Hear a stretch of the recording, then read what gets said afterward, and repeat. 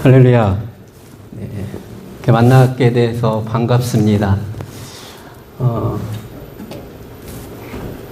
목사님이 저를 좀 소개해 주셨는데, 제가 좀 더 이렇게, 그래도 처음 뵙는 거니까, 소개를 하면, 뉴질랜드에 처음 지금 온 지 한 19년 차 된 것 같아요. 18년, 19년. 오클랜드 순복음교회에서 청년 사역을 하고, 또 에덴 장로교회에서 청년 사역을 하다가 오클랜드 임마누엘 교회 3대 담임 목사로 부임해서 12년간 목회를 하고 2023년에 목회를 내려놓고 지금은 이제 뉴질랜드 코스타, 우리 다음 세대를 섬기는 코스타를 섬기고 있습니다. 그리고 저희 교단대 노회장으로서 이렇게 교회들 방문하면서 설교 사역과 또 여러 가지 또 맡겨주신 사역 감당하면서 하나님의 또 새로운 다음 스텝을 위해서 기도하고 있습니다. 우리 주사랑교회는 윤준호 목사님 계실 때부터 코스타를 많이 이렇게 섬겨주셨죠. 김밥도 많이 만들어주시고 이번에는 또 식사까지 해주셨어요. 지난번에 제가 주일 예배 이곳에 예배 드리러 왔더니 우리 목사님께서 우리에게 김밥 만들어 달라고 하는 목사님이 오셨다고. 바로 접니다. 우리 한국 목사님과는 한우리교회에 계셨을 때부터 이렇게 좀 몇 번 뵙고 인사 교제했고, 뿐만 아니라 또 이렇게 주사랑교회는 제가 이제 사임을 하고 성도로서 좀 살아봐야 되겠다. 그래서 해밀턴으로 내려와서 주중에는 해밀턴에서 일을 하고 있습니다. 또 주말에는 오클랜드 가서 또 교회들을 섬기고 있고, 여기 주사랑교회는 또 저랑 같이 일했던 우리 김집 집사님 계시고, 또 우리 청년 중에 우리 미선자매가 지금은 또 저랑 같이 일을 하고 있습니다. 오늘 안 온 것 같아서 너무 다행인 것 같아요. 네. 회사에서는 과장인데 또 목사로서 또 여기서 설교를 하니까 참 떨리는 것 같습니다. 작년 말에 우리 목사님으로부터 창립 29주년 말씀 집회를 하는데 좀 섬겨달라고 하는 부탁을 받았습니다. 그래서 교회 공동체에 대한 말씀을 부탁하셨는데 첫날이라 더 떨리는 것 같아요. 처음 스타트를 잘 끊어야 될 텐데 하나님께서 저의 입술도 또 우리 성도들의 또 마음도 만져주실 줄로 믿습니다. 29년 된 주사랑교회 이렇게 되었다는 소식을 듣고, 그러니까 20대를 지나서 이제 30대로 나아가고 있는 딱 마지막 순간이죠. 이제는 한 걸음 성장해서 정말 열매 맺는 그런 시기가 아닐까라는 생각을 해보게 되었습니다. 먼저 축복하기는 주사랑교회가 이 땅 가운데서 하나님 나라를 이뤄가며 건강한 공동체로 세워나가기를 주님의 이름으로 축복합니다. 책 중에 이런 책이 있습니다. 교회, 나의 고민, 나의 사랑. 필립 안시라고 하는 분이 지은 책인데, 책을 보면서 저 제목이 눈에 먼저 확 들어왔어요. 교회 나의 고민, 나의 사랑. 참 제목이 좋았습니다. 저만 그런 것이 아니라 주님을 사랑하는 모든 사람들, 또 주의 몸된 교회에서 함께 신앙생활을 이루어가고 있는 사람들, 또 하나님 나라를 꿈꾸며 걸어가는 사람들에게는 저와 같은 마음이 있을 것 같습니다. 교회에 대한 여러 가지 생각들이 있죠. 저 책의 제목처럼 교회, 나의 고민, 나의 사랑, 그런 단어들을 생각할 때마다 얼마나 많은 생각들이 스쳐 지나가는지 모릅니다. 여러분, 교회는 하나님의 비밀이고, 교회는 하나님의 선물이고, 교회는 하나님의 눈물이기도 합니다. 그리고 저는 아직까지 믿고 있는 소망이, 교회는 아직까지 남아있는 세상의 유일한 소망이라고 저는 믿습니다. 그래서 교회가 교회되게 하는 것은 정말 중요한 일인 것 같아요. 지금까지 제가 교회 사역을 하고 목회를 하면서 하나님이 저에게 주신 비전이 있다면 굉장히 심플한 거였어요. 하나님께서 기뻐하시는 건강한 공동체. 이것이 저의 목회 비전이었습니다. 그래서 건강한 교회를 이루어고자 하나님께 기도하며 또 많은 일들을 감당할 수 있었는데, 그래서 주사랑교회도 하나님이 기뻐하시는 건강한 교회로서 나가기를 소망하는 마음으로 같이 오늘 함께 말씀을 나누어 보고자 합니다. 여러분, 생명이 있다는 게 뭡니까? 생명이 있다는 것. 그것은 가만히 있는 정지 상태가 아니라는 거죠. 생명이 있다는 것은 계속 움직인다는 거예요. 우리 아이들을 보면 가만히 있지 못해요. 계속 꼼지락거리든지 막 움직입니다. 근데 가만히 있을 때가 있어요. 언제 가만히 있죠? 아프면 가만히 있어요. 열나고 그러면 축 처져갖고 막 이렇게 움직이지 못합니다. 생명이 있다는 것은 움직인다는 거예요. 움직인다는 것은 건강할 때 활발하게 움직일 수 있는 거죠. 우리 몸도 그러한데 주님의 몸된 교회가 건강해야지, 건강하지 않으면 아무런 소용이 없다는 거예요. 요즘은 교회들이 정말 세상에서 빛과 소금의 역할보다는 지탄을 받고 있는 시대이지 않습니까? 바로 건강하지 않다는 증거다라는 생각을 해보게 됩니다. 그래서 우리가 모두 원하는 것은 건강한 교회를 만들어가는 겁니다.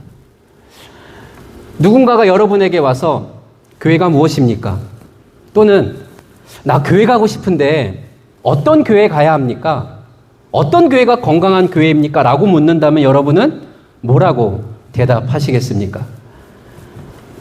다시 질문해서 교회라고 말할 때 가장 먼저 드는 느낌, 생각, 표현들, 그런 게 무엇일까요? 사실 그런 질문을 받으면 곧바로 딱 대답하기가 쉽지 않은 건 사실입니다. 그런데 그것 때문에 마음 어려워하지 않아도 좋을 것 같아요. 제가 확실히 말씀드릴 수 있는 것은 설명하기 어려워도, 말하기 어려워도 건강한 교회에 함께 있으면 내가 느낄 수 있다는 거죠. 우리말에 이슬비에 옷깃이 젖는다라고 하는 말이 있듯이 건강한 교회에 있으면 서로 배우게 될 것이고 그것을 경험하게 될 것입니다. 그런 은혜가 주사랑교회 가운데 가득 넘쳐나기를 주님의 이름으로 축복합니다. 오늘 말씀은 교회에 대한 말씀이에요. 교회에 대한 말씀을 생각하면 가장 먼저 바울의 교회론이 잘 나타나 있는 에베소서를 빼놓을 수가 없습니다. 이 에베소서는 6장으로 되어 있습니다. 그래서 반 딱 나눠서 앞에 첫 장부터 1장부터 3장은 우리는 무엇을 믿는가라는 것에 대한 내용들이에요. 보통 교리라고 이야기를 하죠. 구원이란 무엇인가, 은혜란 무엇인가, 또 십자가란 무엇인가, 교회가 무엇인가, 우리가 믿고 있는 기둥과 같은 것들을 하나하나 설명해 가고 있습니다. 그런 내용들이에요.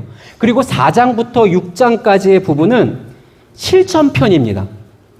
우리가 믿는 그리스도인으로서 우리의 삶이 어떤 인생을 가지고 살아야 하는가, 서로의 관계에 대해서, 교제에 대해서, 섬김에 대해서, 그리고 변화된 삶에 대한 이야기를 하면서 부부생활, 가정생활, 직장생활에 대해서, 그리고 마지막에는 하나님의 전신갑주를 입고 마귀와 대적하면서 어떻게 이 땅에서 그리스도인으로서 승리하며 살아갈 수 있는가, 그런 내용들이 4장부터 6장까지 기록되어 있습니다. 아마도 사도 바울은 이 신앙의 밸런스를 잡기 위해서 앞에서는 우리는 무엇을 믿는가, 그리고 뒤에서는 그러면 믿는 우리가 어떻게 살아가야 되는가, 이론편과 실천편을 잘 설명해주고 있습니다. 이것은 마치 동전의 앞뒤와 같아서 무엇을 믿는가가 없을 때 우리는 방향을 잃어버리게 되고요. 그리고 내용을 알면서도 우리가 어떻게 살아야 할 것인가에 대한 삶의 열매들이 없다면 그것은 바로 죽은 신앙과 같기 때문에 이 모든 것들이 하나하나 너무 소중하다는 거죠. 그래서 마태복음 7장에서도 보면 예수님께서 내 말을 듣고 행하는 사람은 반석 위에 집을 지은 지혜로운 사람 같고 내 말을 듣고 행하지 않는 사람은 모래 위에 집을 지은 어리석은 사람과 같다, 이렇게 말씀하시죠. 그러니까 믿음, 삶, 이것이 구분되는 것이 아니라 이것이 같이 나아갈 때 건강한 신앙을 이룰 수 있다라는 말씀이죠. 그런 가운데 사도 바울은 실천편의 가장 첫 번째 주제로 교회에 대한, 교회의 사귐과 교회의 관계에 대해서 말씀을 먼저 시작합니다. 그만큼 중요한 주제라서 실천편에서 가장 먼저 이야기하고 있는 것이 아닌가라는 생각을 해보게 되죠. 주님 안에서 아름다운 교회의 사귐은 어떻게 이루어지는가? 교회가 진짜 교회가 되기 위해서 우리에게 필요한 마음은 어떤 마음들일까? 이런 이야기를 쭉 나누기 시작합니다. 우리 본문 1절을 우리 다시 한번 읽어보겠습니다. 1절입니다. 시작. 그러므로 주님 안에서 갇힌 몸이 된 내가 여러분에게 권합니다. 여러분은 부르심을 받았으니 그 부르심에 합당하게 살아가십시오. 아멘. 자, 교회가 하나님의 공동체가 되기 위한 첫 번째 가르침은 우리를 부르신 분이 하나님이시다라고 하는 고백이 있어야 된다는 거예요. 하나님께서 여러분을 불러주셨으니 그 불러주신 뜻에 합당하게 살아가야 한다. 이렇게 말씀하고 있죠. 여러분, 교회의 시작은 우리가 아닙니다. 믿음의 시작도 우리가 아니죠. 바로 하나님께서 시작하신 줄 믿으시기를 바랍니다. 창세기 12장에 보면 하나님께서 아브라함을 부르실 때도 그 부르셔서 긴 믿음의 여정을 시작하게 하셨는데 오늘날 하나님은 동일하게 우리를 부르셔서 믿음의 여정 가운데 참여하게 하시는 거예요. 그러니까 우리가 아니고 하나님께서 시작하신 것이죠.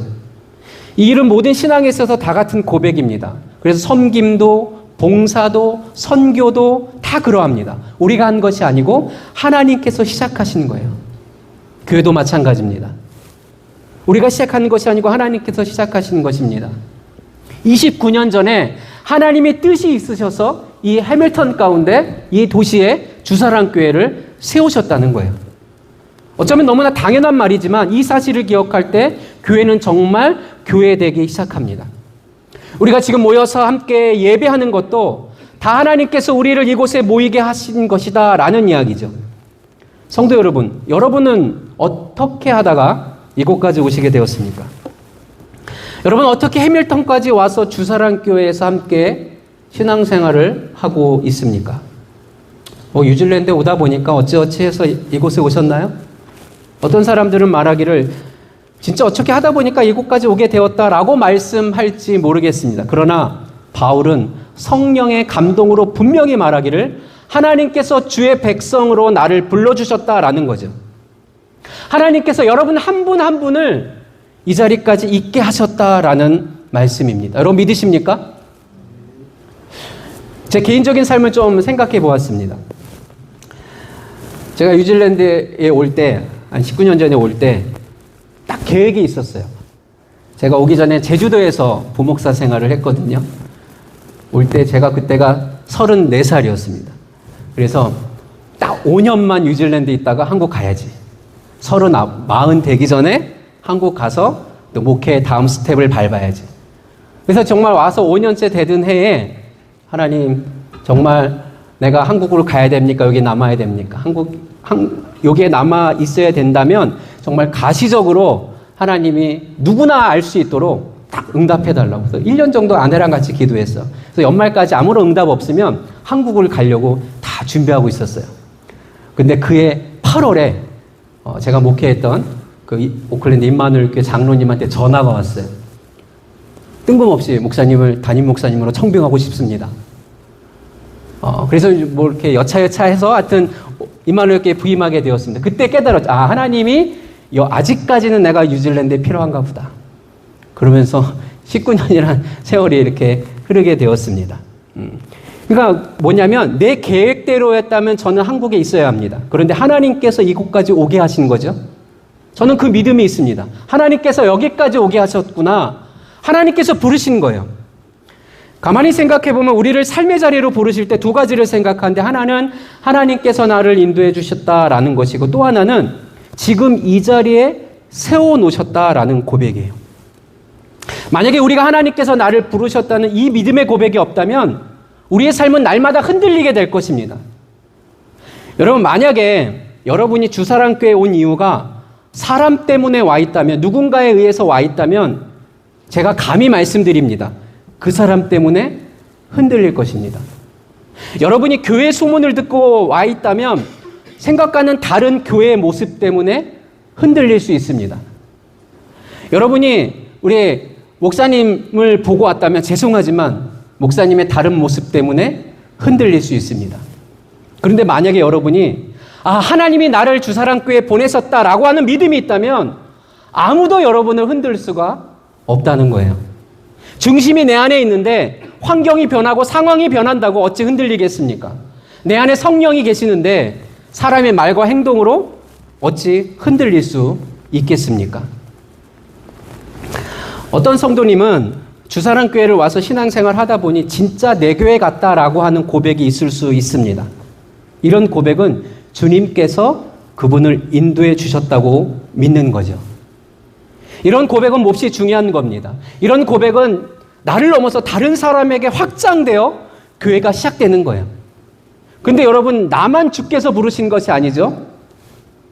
옆에 있는 사람도 주님께서 부르신 겁니다. 옆에 있는 분, 앞뒤에 있는 분, 여러분이 보이는 모든 분들도 주님께서 부르신 겁니다. 이런 표현 죄송하지만 저 인간은 왜 교회에 와 있을까?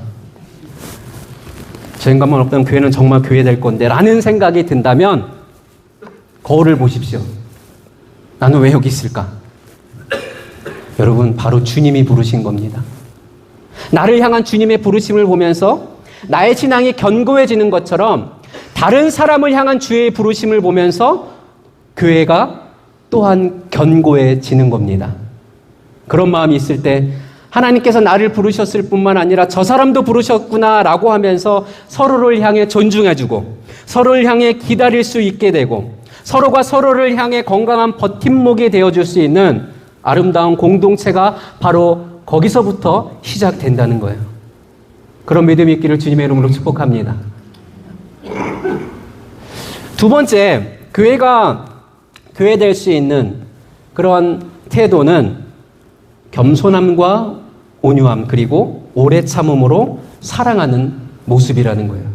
자, 본문 2절 말씀 우리 같이 한번 보겠습니다. 2절 같이 읽겠습니다. 시작.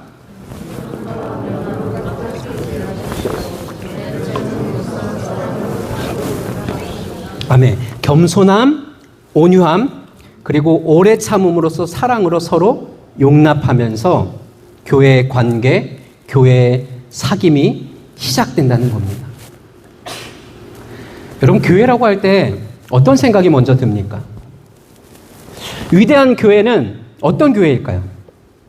보통 이렇게 말하면 위대한 사역이나 어떤 행동을 생각할 수 있습니다. 그러나 성경적인 가르침에 의하면 위대한 사역보다 먼저인 것은 관계라는 거예요. 관계, 커뮤니케이션, 릴레이션십.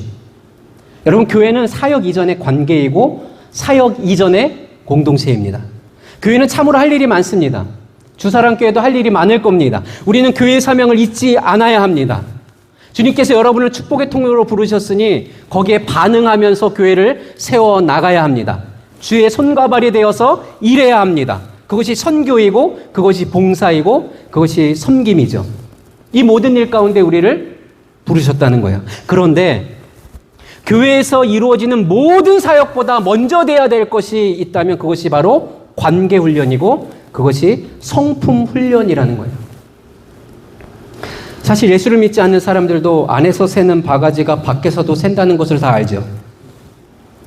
내 내면이 다듬어지지 않는 사람이 열심히 일하면 그것처럼 어려운 것이 없습니다.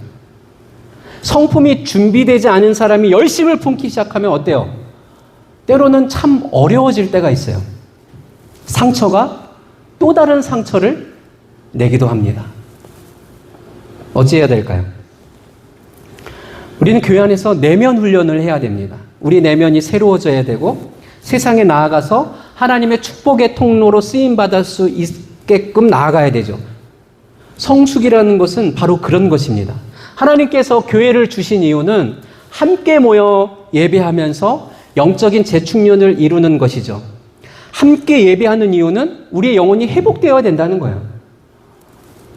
여러분, 예배할 때 영혼의 회복이 없으면 굉장히 슬픈 일입니다.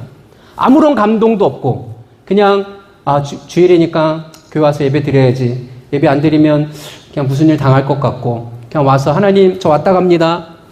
이런 예배, 무미건조한 예배, 영혼의 회복이 없다면 굉장히 슬픈 거예요.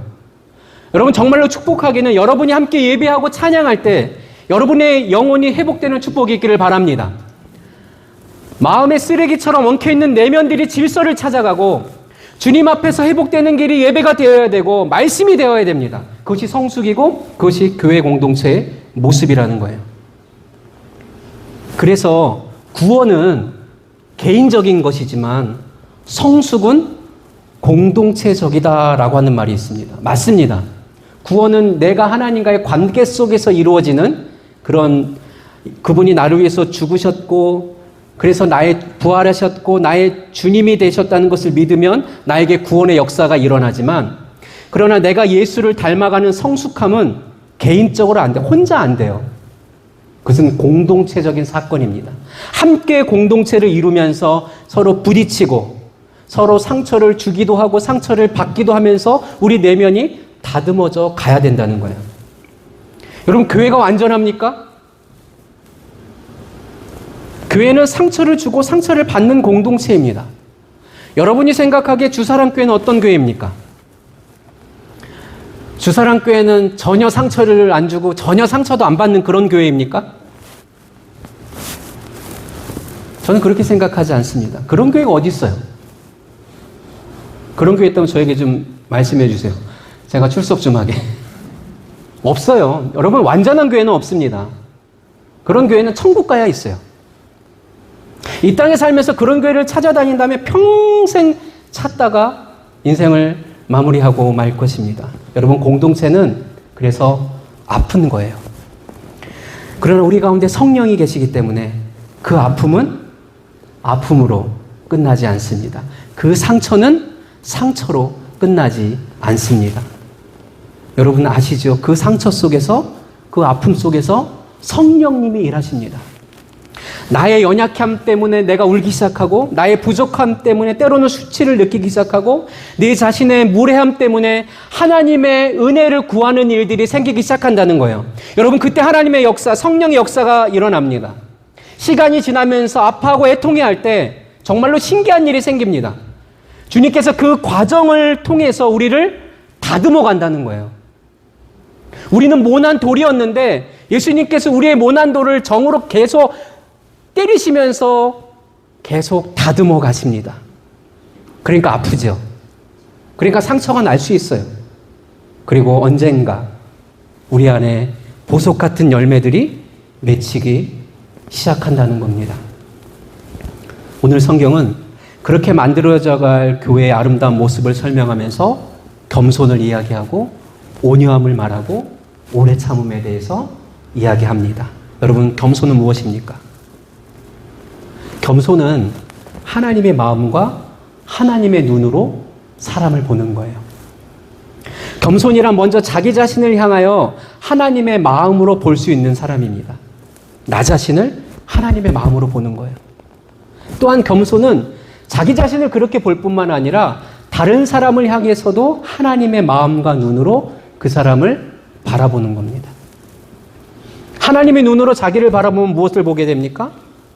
사실 내가 아무것도 아니라는 것을 깨닫게 되죠.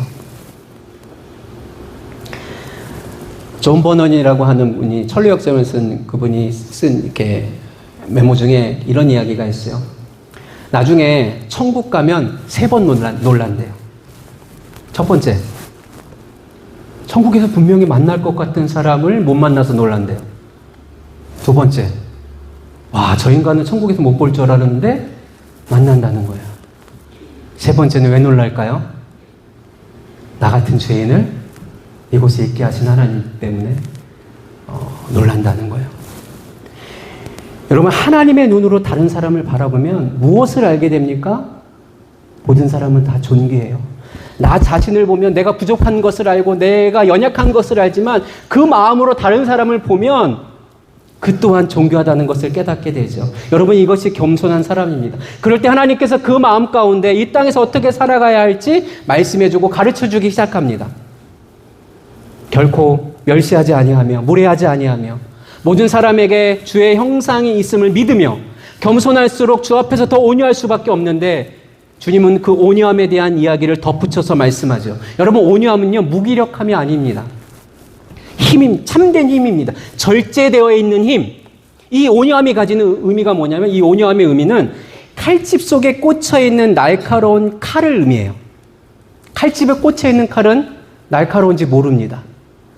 근데 그 속에 있는 날카로운 칼이 있다는 거예요. 중심에는 강함이 있대. 그 주변에는 부드러움을 가진 사람. 흔들리지 않는 중심을 가지고 있대. 참으로 따스한 언어와 온유한 눈빛으로 가지고 살아가는 사람. 복음에 대해서, 예수님에 대해서 결코 양보하지 않는 견고한 뿌리를 받고 있으되 연약한 자를 향하여서 한없이 낮아지는 그런 사람. 부족한 사람을 향해서 한없이 기다려줄 수 있는 내면의 힘을 가진 사람. 여러분 얼마나 강한 사람입니까?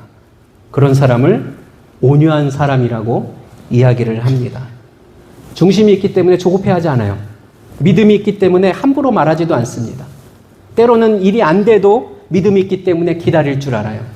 그래서 온유함의 반대말은 무례함입니다. 무례함. 자기 주장을 내세우기 위해 온 힘을 다하는 사람, 함부로 이야기하는 사람, 그래서 죄 많은 사람은 온유하지 못합니다. 왜 그렇습니까? 죄는 내면의 인생을 삼켜버리기 때문에 결코 온유할 수가 없어요. 성내기를 좋아하는 사람, 욱하는 성격 있잖아요. 근데 그런 분들이 이런 얘기를 해요. 아, 내 성격이야. 난 그래도 뒤끝이 없어. 그것이 그 사람의 기질일지는 모르지만 성경적이지는 않습니다. 또 계속해서 바울은 교회가 아름다운 공동체가 되기 위해서 우리의 안에 이루어져야 될 그런 열매는 오래 참으라라고 말씀하세요. 오래 참으라. 오래 참으라는 이야기는 기다려주는 겁니다. 그냥 이걸 꼭 누르면서 이렇게 참는 게 아니에요. 그것은 쌓아두는 거예요. 쌓아두면 언젠가는 폭발하게 돼 있어요. 사실은 내가 아는 것보다 모르는 것이 더 많다는 것을 인정하는 것이고 동시에 상대방 안에 있는 하나님의 가능성도 믿는 거죠. 그래서 모든 사람은 주님을 만나면 다 변합니다. 아멘 하시길 바랍니다. 여러분 모든 사람 다 변해요. 그리고 여러분도 저도 변하고 있습니다. 주님을 만나면 모든 인생은 변한다라고 하는 믿음이 견고하면 견고할수록 우리는 마음이 넓어질 수밖에 없어요. 저 사람도 변하고 이 사람도 변하는구나. 마침내 내 남편도 내 아내도 내 자녀도 나를 힘들게 하는 저 사람도 변할 것이다. 이런 믿음이 있으면 너그러울 수가 있고 기다릴 수가 있다는 거죠. 근데 오래 참는다고 꼭 참으면 어때요? 병나요, 병나. 속병 나죠, 속병. 그런 말이 아니라 내 안에 있는 가능성을 믿고 기다리는 것을 오래 참음이다라고 성경은 이야기하고 있어요. 내가 아는 것보다 모르는 것이 훨씬 많다는 것을 아는 것이고, 여러분 인생을 어찌 알겠습니까? 그 사람의 인생의 여정을 주님만이 아실 겁니다.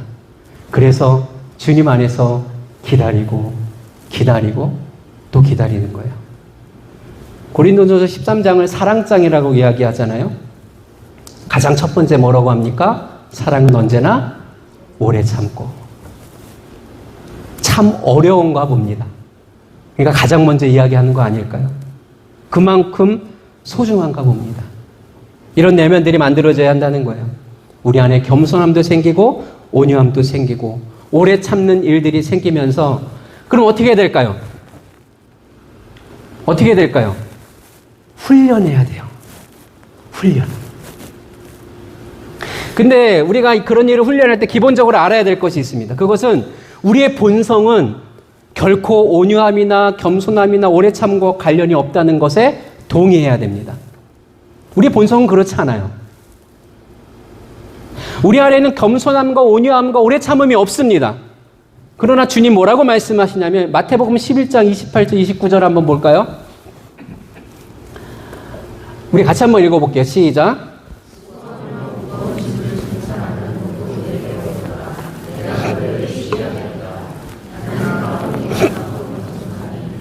내 멍에를 메고 나한테 배워라. 그리하면 너희는 마음의 쉼을 얻을 것이다.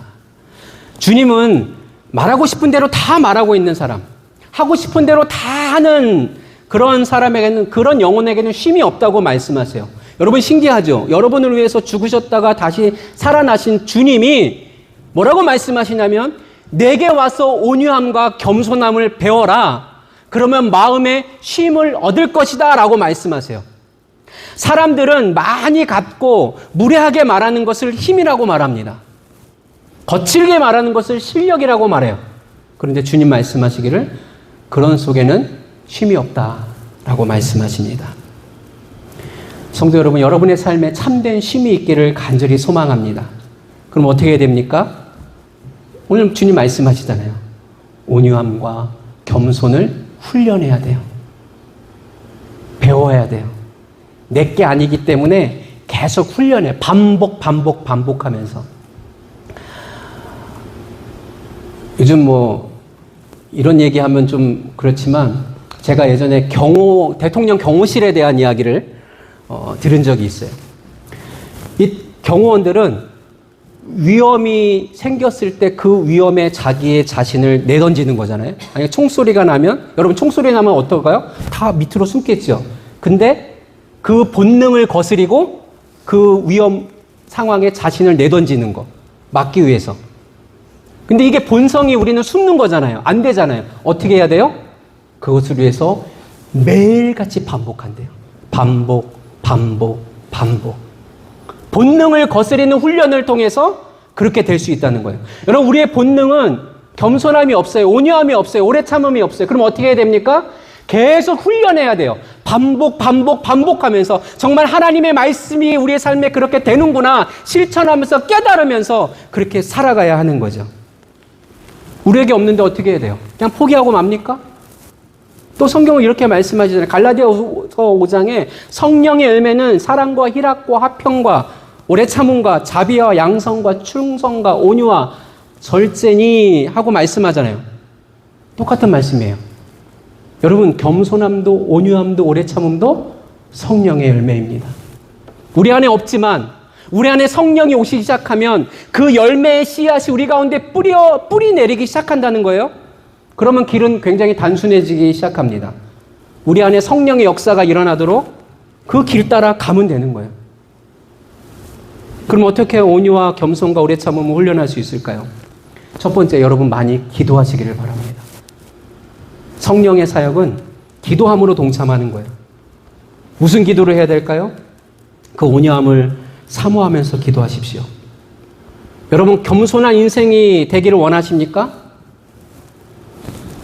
질문하는 중인데 다시, 여러분 겸손한 인생이 되기를 원하십니까? 이 초대교회에서 겸손은 가진 자의 단어가 아니었어요. 겸손은 없는 사람의 단어였습니다. 종들과 노예가 쓰는 단어였는데 겸손하길 원하십니까? 라는 질문에 우리는 반응해야 돼요. 아멘. 그렇게 되길 원합니다. 그러면서 겸손을 소망하고 그것을 위해서 기도하셔야 됩니다. 하나님, 제가 겸손한 사람이 되고 싶습니다. 한 번도 그 기도를 안 해보신 분들이 있다면 여러분 주님의 이름으로 권면합니다. 기도하십시오. 그리고 주의 말씀이 진리인 것을 경험하셔야 됩니다. 정말 겸손 가운데 들어갈 때, 온유 가운데로 내가 들어가며 살아갈 때 내 영혼에 어떤 일이 생기는지 주님 말씀하셨잖아요. 약속해 주셨잖아요. 네 영혼에 쉼을 얻을 것이다. 돈으로도 살 수 없고 힘으로도 살 수 없고 능력으로도 할 수 없습니다. 주님이 네 영혼이 쉼을 얻을 것이다 라고 말씀하셨어요. 여러분 너무 놀랍지 않습니까? 그 온유함을 위해서 기도하시기를 바라요. 하나님, 나에게 온유함을 주시옵소서. 내가 너무나 무례하고 때로는 거칠고 함부로 말합니다. 하나님 도와주십시오. 그때 주님 말씀하실 겁니다. 네 영혼의 쉼을 얻을 것이다. 여러분 기도하십시오. 이 기도는 하나님 뭔가 주십시오.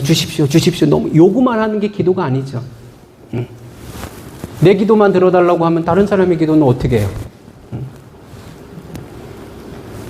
하나님의 뜻이 무엇입니까?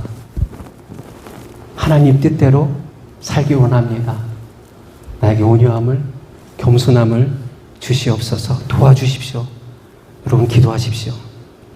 두 번째, 기도할 뿐만 아니라 여러분 꿈을 꾸셔야 됩니다. 꿈 꾼다는 것은 생각하라는 거예요. 꿈을 꾼다는 것은 원래 내 모습이, 우리의 모습이 죄가 들어오기 전에 내 모습은 겸손의 모습이었어요. 죄가 이 땅에 들어오기 전까지는 원래 우리의 모습은 겸손한 자의 모습이고 온유한 자의 모습이었습니다. 그래서 내가 주님을 만날 때, 내가 무례할 때만 놀라셔야 돼요. 하나님, 내가 원래 이런 모습이 아닙니다. 그러니까 내 원래의 모습을 바라보면서 여러분 꿈꾸시라는 거예요. 생각하시라는 거예요. 겸손과 온유함을 위해서. 세 번째는 기도하고 꿈꿀 뿐만 아니라 어떻게 해야 됩니까? 행동해야 돼요. 연습해야 됩니다. 아까 말씀드린 우리의 본능을 거스르기 위해서 온유함을 연습하고 언어를 연습하면 여러분 성령께서 역사하실 겁니다. 우리 힘으로 하면 하다가 포기하고 말죠. 내가 아무리 연습해도 저 인간이 안 변하면 내가 온유할 이유가 없다라고 화를 내는데, 성령이 도우시면 그 사람이 안 변해도 나는 계속 온유할 수 있다는 거예요. 여러분, 몸부림치십시오. 그런 은혜가 주사랑교회 성도들에게 있기를 간절히 소망합니다. 여러분, 이런 일들이 교회 안에서 일어나면 여러분, 교회는 진짜 교회가 된다는 거예요. 주사랑교회는 어떤 교회가 되어야 할까요? 겸손한 교회가 되어야 합니다. 나보다 남을 낮게 여기고 주위를 돌아보며 나누는 교회가 되어야 돼요. 주님은 교만한 자를 멀리하시고 겸손한 자에게 은혜를 베푸신다고 하셨어요. 여러분, 주사랑교회는 온유한 교회가 되어야 합니다. 오래 참음의 교회가 되어야 됩니다. 말하기를 조심하고 행동하기를 온유하게 하면 분명 하나님께서 은혜를 베풀어 주실 줄로 믿습니다. 자, 세 번째, 교회가 교회되게 하는 아름다운 교제와 사귐을 위한 세 번째 우리의 태도는 성령께서 하나 되게 하신 것을 지켜야 한다는 거예요. 자, 3절, 4절 말씀 우리 같이 한번 읽어보겠습니다. 시작.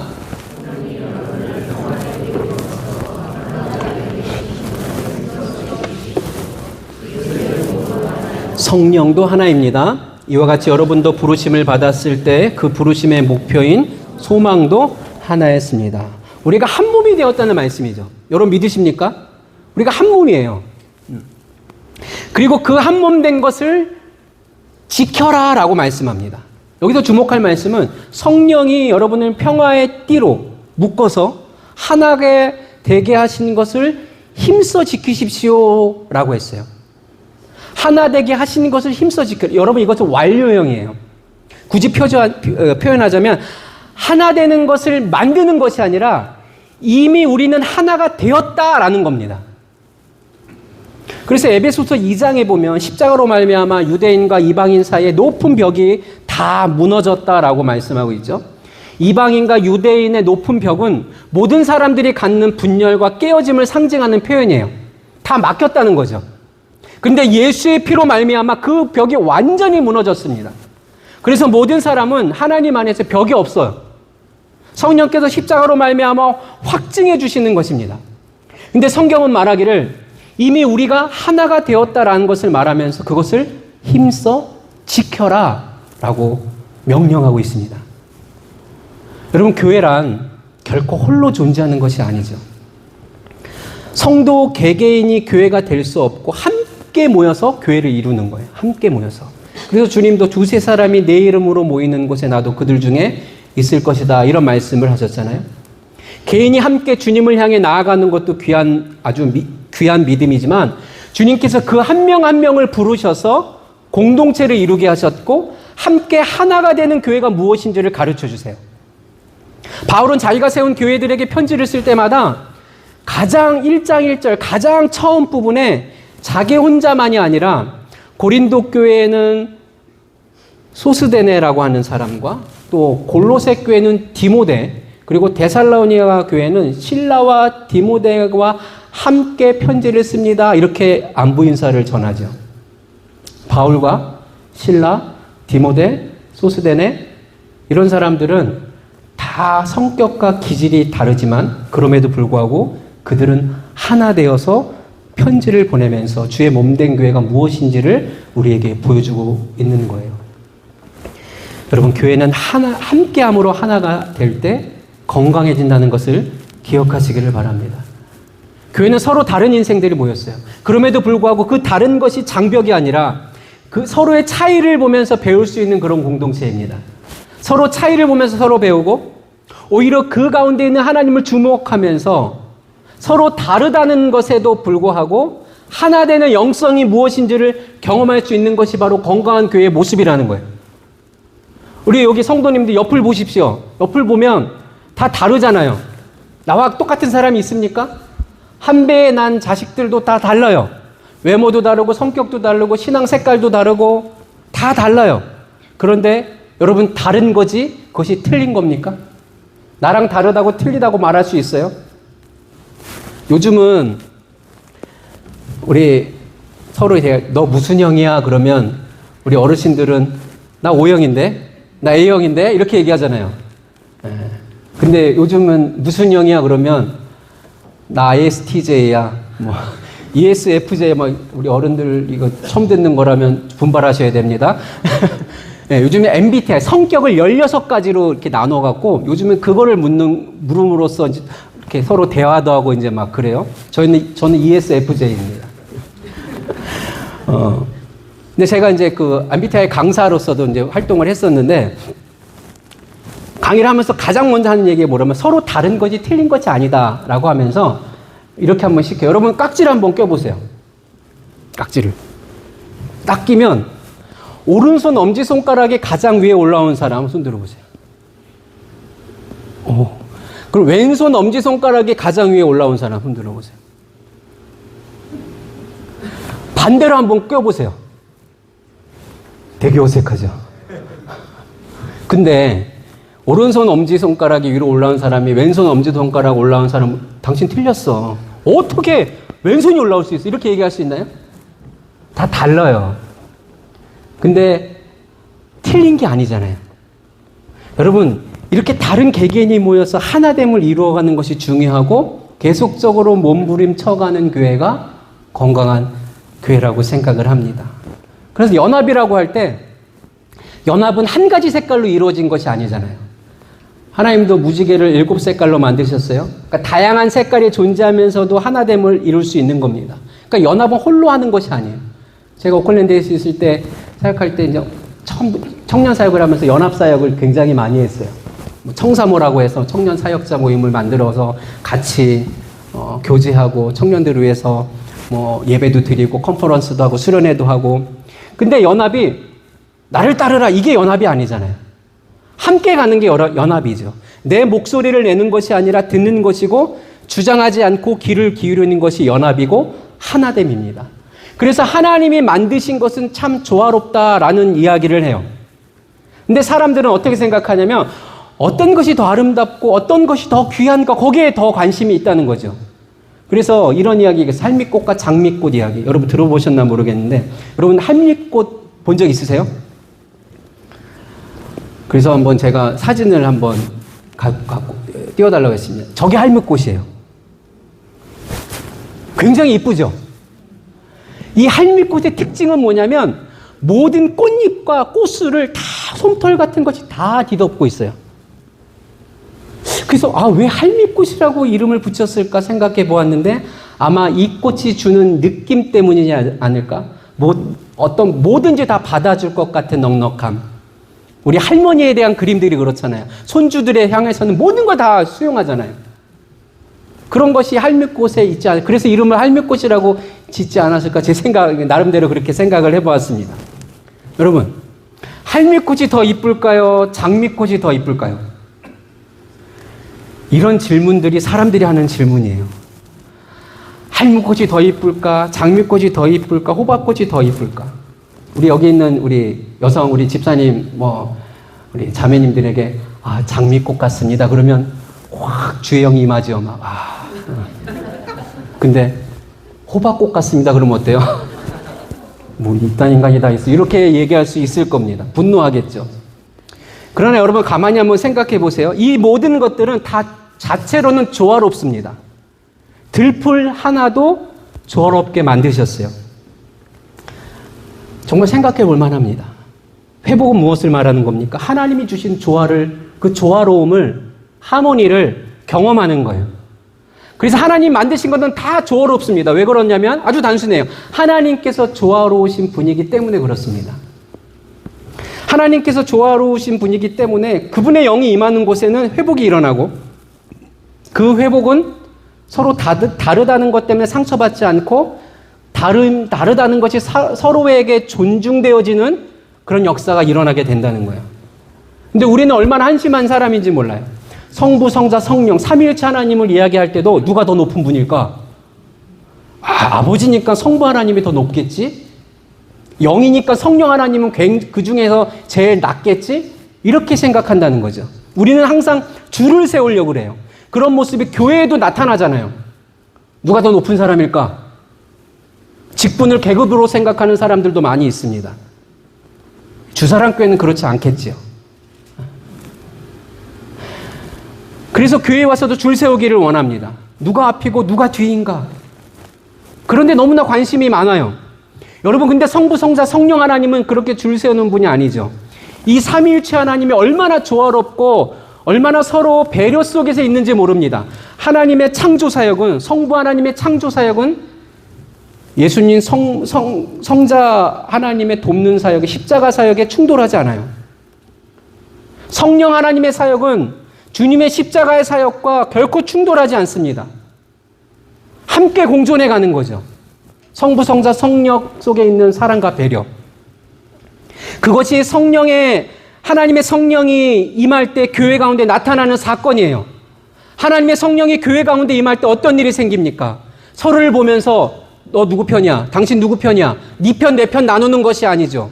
누구를 만나든지 소중히 여기기로 결정하고, 내가 도와줄 사람은 없는지, 힘들어하는 사람은 없는지, 다양한 사람이 있는 것으로 굉장히 기뻐하고, 그들의 은사가 바르게 사용할 수 있도록 서로 격려하면서 경쟁하지 않아도 열정이 생기는 그런 교회. 경쟁함으로써 열정을 생기는 것이 아니라 경쟁하지 않아도 생기는 하나님의 열정. 그런 일들이 주님의 몸된 가운데 성령이 임할 때 일어나는 사건이라는 거죠.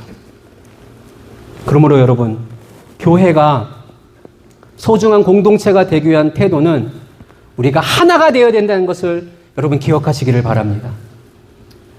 믿음으로 시작해야 돼요.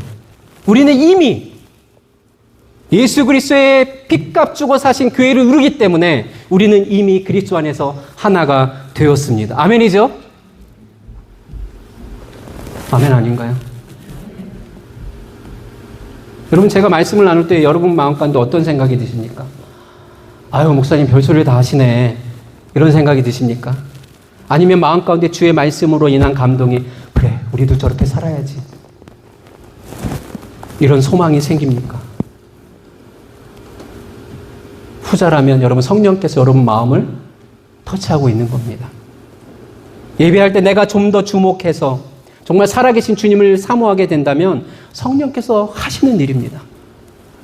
우리 마음 가운데 동일한 역사가 일어나고 있다면 성경에서는 뭐라고 말씀하냐면 우리에게 같은 영이 있다라고 말하는 거예요. 여러분, 같은 영이 있습니다. 다 여러분의 형편은 다르지만, 상황은 다르지만 우리에게는 같은 영이 있습니다. 이미 우리는 하나 된 영이 우리 가운데 있다는 것을 믿고 시작해야 됩니다. 우리는 하나 되려고 시작된 공동체가 아니라 이미 하나 된 공동체를 굳게 지키는 그런 공동체인 것을 여러분 기억하십시오. 그래서 에베소서 2장에서의 말씀을 보면 우리가 하나 된 것을 지키기 위해서 구체적으로 어떻게 해야 되냐 말씀하고 있어요. 우리 2장 19절부터 22절 말씀인데 우리 같이 한번 읽어보도록 하겠습니다. 시작. 그러므로 이제부터 여러분은 외국 사람이나 나그네가 아니요 성도들과 함께 시민이며 하나님의 가족입니다. 여러분은 사도들과 선지자들이 놓인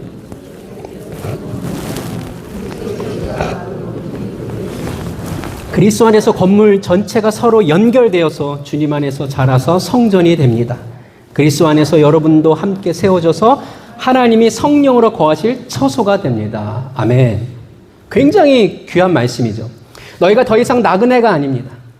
예수님이 스스로 친히 모퉁이 돌이 되어주셨습니다. 그 안에서 서로 연결되어서 주님 안에서 성전이 되어가고 그렇게 자라고 하나님께서 함께 거하실 성령으로 거하실 처소가 됩니다. 이렇게 말씀하세요. 여러분, 그리스도께서 스스로 모퉁이 돌이 되셔서 우리의 모든 벽과 허물을 다 무너뜨려 주셨다는 거예요. 이걸 선포하고 있는 거예요.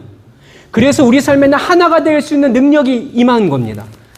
여러분 믿으십시오. 그것이 굉장히 놀라운 일입니다. 교회만이 아니라 우리 내면으로부터 일어나기 시작합니다. 우리 안에 있는 갈등이 길을 찾기 시작했어요.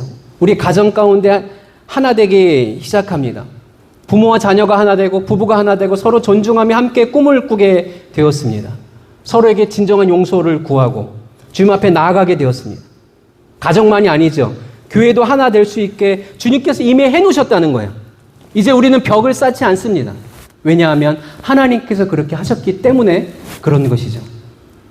이런 모습을 바울은 이런 모습이 우리 가운데 시작되었다라고 설명하면서 그런 모습 가운데 있는 우리 삶 속에 도전을 주고 있어요. 오늘 읽은 본문을 갖고 우리가 세 가지로 짧게 한번 살펴보면 첫 번째, 여러분은 더 이상 나그네, 외국 사람이나 나그네가 아니요 가족입니다. 이렇게 말하고 있죠. 우리가 하나됨을 지키기 위해, 힘써 지키기 위해서는 나그네 영성이 아니라 가족의 영성을 가져야 한다는 거예요. 여러분, 나그네 영성이 무엇입니까? 손님의 마음으로 사는 사람이에요. 손님의 마음. 손님은 잠시 있다가 가는 사람이죠. 손님은 대접받는 사람이에요. 손님은 항상 자기가 낸 것에 대해서 마땅히 대접을 받았는가를 생각하죠. 식당에 가서 내가 식사값을 냈는데 거기에 못지않는, 상응하지 않는 식사가 나오면 컴플레인 하잖아요. 그게 손님이에요. 비교하고 판단하는 사람입니다. 그래서 주인은 손님이 굉장히 조심스러워요. 뭐 손님은 왕이다 이런 표현도 있잖아요. 그렇기 때문에 손님에게 좋은 것만 보여주고 멋진 것만 보여주고 불편하고 약한 것은 보여주지 않아요. 잠시 있다가 갈 사람이니 좋은 것만 보여줍니다. 이렇게 어느 가정이 집은 오픈해갖고 그 집에 가면 결코 열어서는 안 되는 방문이 있죠. 여는 순간은 이제 모든 것들이, 우리 집도 그래요. 모든 것들이 들어가 있습니다. 그래서 제가 목회할 때도 보면 1년에 한두 번 목사가 신방을 가면 그 집안 대청소하는 날이라고 이야기를 할 정도로 손님에게는 안 좋은 것은 안 보여주려고 해요. 그러나 가족은 다릅니다. 가족은 함께 머물며 사는 것이 가족이죠. 함께 먹고, 함께 자고, 함께 고민합니다. 가족은 대접받는 사람이 아니라 대접하는 사람이죠. 가족끼리 부족한 것을 왜 감춥니까? 그들은 서로가 서로의 부족함을 나눌 때 서로가 서로에게 채울 수 있다는 것을 알기 때문이에요. 다툼도 하죠. 싸울 수 있습니다. 그러나 다퉈도 같은 식탁에 앉아서 밥을 먹죠. 아무리 보기 싫어도 밖에 나가면 보호하는 것이 가족입니다. 가족만 한 사람이 어디 있어요? 왼수 같아도 가족이 좋은 거예요. 저희도 두 아이가 있거든요. 많이 싸워도 집 밖에 나가면 서로 이렇게 막 이렇게 보호하는 모습들을 볼 수가 있죠. 사도 바울은 우리가 공동체를 하나 되게 하기 위해서 이 영성을 날마다 더해가라고 말씀합니까? 여러분, 질문합니다. 여러분은 주사랑교회 손님입니까? 가족입니까? 축복하기는 가족으로 함께 하시기를 간절히 소망합니다. 두 번째는 이 하나됨을 지키기 위해서 우리는 모퉁이 돌 되시는 예수님께 이어져서 그렇게 세워져 가는 하나님의 집이라는 것을 기억하라고 말씀하죠. 여러분, 교회는요, 전통이나 교리에서 세워진 것이 아닙니다. 교회의 머리는 예수 그리스도시요, 교회는 오직 예수님으로부터 시작해서 예수님에게서 마치는 것입니다. 여러분, 모퉁이 돌이 뭡니까? 성경은 예수님이 모퉁이 돌이라고 말씀하고 있는데 그것은 집을 세울 때 기준이 되는 거예요. 과거에는 집을 지을 때 모퉁이 돌은 너무나 중요했어요. 그것이 놓여져야 그 열과 맞춰서 그 위에다가 벽돌을 이렇게 쌓잖아요. 그래서 집을 완성해 갔습니다. 그 돌이 기준이 되었고 시작을 알리는 돌이 되었어요. 모퉁이 돌은 기준이고 연결시켜주는 돌이었습니다. 그러니까 그것이 튼튼하지 못하면 집을 지어도 흔들리고 만나는 거예요. 모퉁이 돌이 작은데 그 위에 큰 돌을 세우고 기둥을 세우면 어떻겠어요? 그 집은 곧 위험에 처하고 말 것입니다. 매우 수고하고 애쓴 후에 주 앞에 갔을 때 아무 무너지는 인생이 되면 안 되는 것이죠. 여러분, 교회를 생각해 보았습니다. 주사랑교회는 모퉁이 돌 되시는 주님이 크신 교회입니까? 아니면 그 주님이 작은 교회입니까? 주사랑교회는 모든 시작이 예수님이고 모든 결론이 예수님입니까? 만약에 그렇다면 그 교회가 크건 작건 아무런 상관이 없어요. 우리 사람의 관심은 교회가 커질까? 교회가 부흥할까? 이것이 관심을 갖는데 그것이 아니라 우리의 소망은 주사랑교회에서 주님은 크신 분일까? 작은 분일까? 항상 이 생각을 해야 된다는 거예요. 주님이 크신 교회라면 교회가 성도가 많건 작건 문제가 되지 않습니다. 문제는 주님께서 우리 교회의 모퉁이돌인가, 날마다 그분으로부터 시작하고 그분으로부터 고민하고 그분으로부터 기도하면 여러분 교회는 하나가 될 수밖에 없다는 거예요. 이렇게 힘써 지키라고 바울은 이야기하고 있는 겁니다. 여러분 주사랑교회가 주님을 모퉁이돌로 삼는 그런 교회가 되기를 간절히 소망합니다. 또 세 번째 뭐라고 합니까? 하나 되기 위해서 우리는 하나님이 거하실 성전으로 함께 지어가고 있다라고 말씀하고 있어요. 함께 세워져 가고 있다. 우리는 완성된 존재가 아니에요. 함께 지어져 가고 있다는 말은 굉장히 좋은 말 같습니다. 먼저는 완성된 존재가 아니라는 말이기 때문에 저는 참 좋았어요. 이 말씀을 보면서 그래, 이미 완성된 존재가 아니고 우리가 지금 함께 지어져 가는구나. 함께 세워져 가고 있구나. 여러분 완성되지 않는 존재를 향해서는 기대감이 있잖아요. 아 이렇게 해야지. 그래 이런 식으로 만들어야지. 소망이 있잖아요. 그리고 꿈을 꿀 수가 있습니다. 그리고 기다려줄 수 있어요. 실수에 대해서도 분노하지 않는 능력을 우리가 경험할 수 있습니다. 왜요? 지금 성장하고 있는 중이잖아요. 완성해 가고 있는 중이잖아요. 함께 세워져 가고 있는 중이잖아요. 여러분 주사랑교회, 아니 모든 교회는 완성되지 않는 존재입니다. 그러므로 교회를 보면 그 교회를 보고 낙심하지 않아야 돼요. 아, 왜 우리 교회는 이렇지? 저 교회는 저렇게 좋은데? 여러분 낙심하지 말아야 돼요. 그래서 모든 성도들도 완성되지 않는 존재들이에요. 그렇기 때문에 우리는 서로를 보면서 기대감으로 보고 기대함을 지켜보면서 얼마나 위대한 역사가 일어날지를 소망하며 혹시 그 모습이 부족함이 보여도 꿈꿀 수가 있습니다. 하나님을 닮아가면 인생이 아름다워질 것인데 저 사람이 얼마나 더 아름답게 변할까, 이런 꿈을 꿀 수 있어야 돼요. 여러분 그런 마음을 갖는 사람이 주님의 마음을 갖는 사람입니다. 현재의 모습 보고 안주하지 마십시오.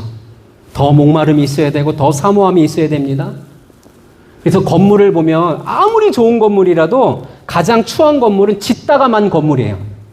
아무리 멋지게 설계를 해서 밑에 이렇게 짓고 있는데 짓다가 뭐가 경제적으로 어려워서 그거 나중에 보면 어때요? 흉물이 되잖아요. 여러분 짓다만 인생이 되지 마시기를 바랍니다. 주의 장성한 분량에 이르기까지 항상 성장해 가고 주님을 닮아가는 인생으로 사시기를 바랍니다. 어떤 사람들은 예수를 믿다가 그만두는 사람들이 있어요. 그러고 이렇게 말합니다. 예수 믿어봤자 별거 없더라. 아닙니다. 예수 믿으면 별거 많습니다. 그렇게 말하는 사람들은 짓다만 건물이에요. 그 사람들은 몰라요. 비밀을 몰라요. 하나 되면 얼마나 위대한 일인지. 다른 사람들 가운데 있는 그 사랑과 온유함과 겸손함을 모르는 사람입니다.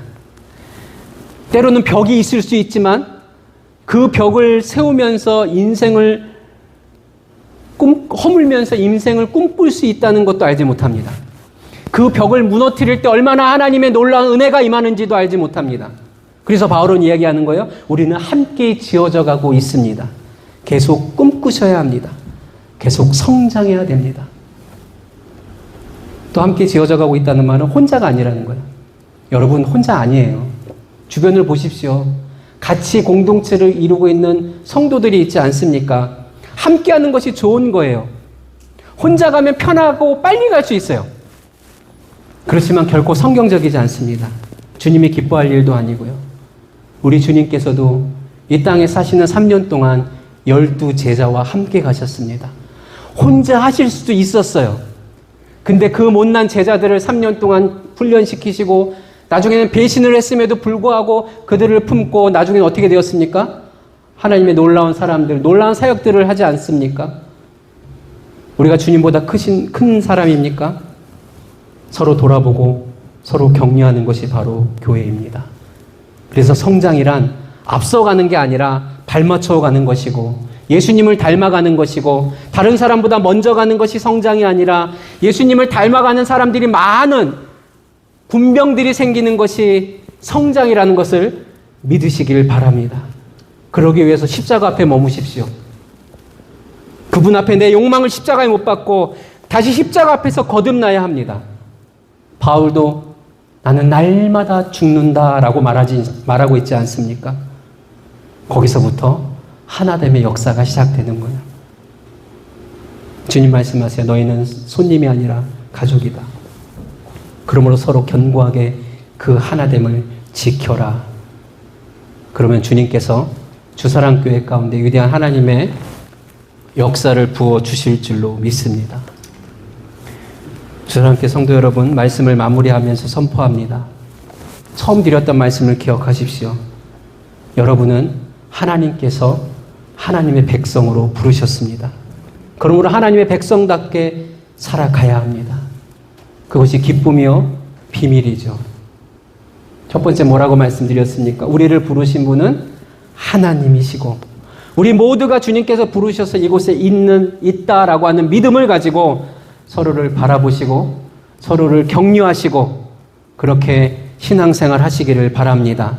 두 번째, 온유함과 겸손함과 오래 참음을 위해 기도하고 꿈꾸고 그렇게 행하십시오.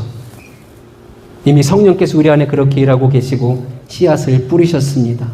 마지막 세 번째, 우리는 이미 십자가로 하나가 되었습니다.